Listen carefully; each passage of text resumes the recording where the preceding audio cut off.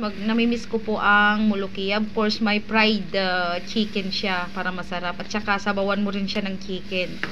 Ayan guys, nung unang dating ko dito sa Kuwait, ayaw kong kumain ng tinadtad na saluyot. Pero ngayon, grabe na ang pagkain ko ng tinadtad na saluyot. Yan, ma-press daw to guys. Ang sarap. Ayan, pero lagyan ko ng niluluto ko pa yung sahog niya guys.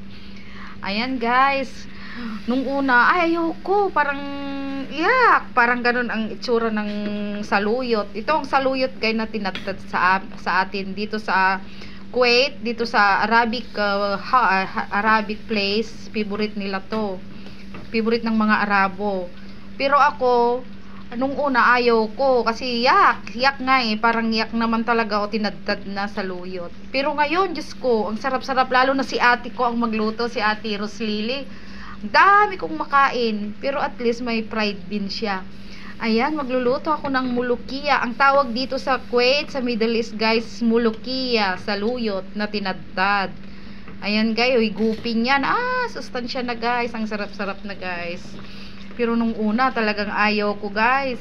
Ayaw ko talaga nung una ako dito sa Middle East. Pero ngayong matagal-tagal na ako, Diyos ko, ang sarap-sarap na. Ngayon, hinahanap ko na siguro ito pag uwi ko. Ayan guys, magluto na tayo ng saluyot na tinadtad. Ayan, powder. Saluyot powder na lang.